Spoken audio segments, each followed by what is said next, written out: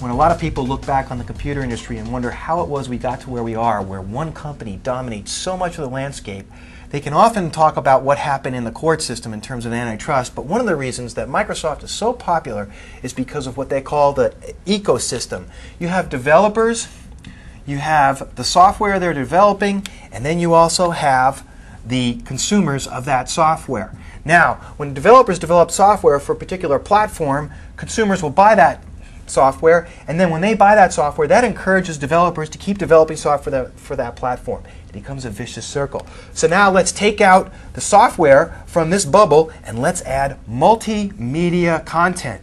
We have pretty much the same thing when it comes to audio and video out there. For example, there are competing technologies or platforms. There's QuickTime, and there's Windows Media Player, and there's Reel, and there's Flash. All these different technologies, all different targets that developers can use to go after different audiences with their content. But if you're a developer, then which of these are you going to pick? You're going to pick the one with the biggest target because you want to reach the biggest audience in the hopes of selling the most amount of your stuff. Well, the biggest target right now is still the Microsoft world because of the Windows that are running on all these different computers, and because of Pocket PC running on all these different devices. You have computers, you have Pocket PCs and PDAs with little screens on them. You also have cell phones, flip phones, all running this Microsoft technology and all able to run Windows Media technology. So if you're a developer, that's really where you're going to go first, is you're going to go to this big mass market. Well, if you go to that big mass market, then the vicious circle starts all over again.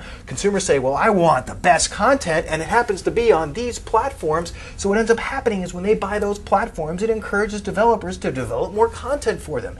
And then when that happens, regardless of what company is involved, which technology, one company ends up dominating. We call that a monoculture, and it gets us into sort of the same situation that we're in today, where one company sort of controls everything we do, and there's a danger involved in that. Now, these other companies like Apple and Reel and Flash, Macromedia is the company that makes Flash, they're all trying to figure out how to nose their way into this ecosystem.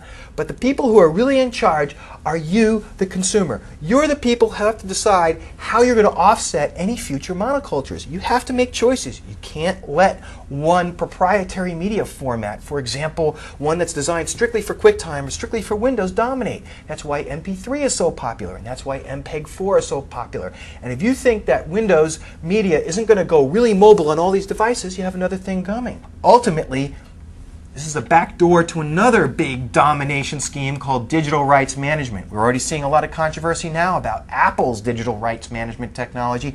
It doesn't matter which one of these we pick, one of them is going to end up dominating the digital rights management scene. And what that leads to is a domination of the content creators, such as Hollywood.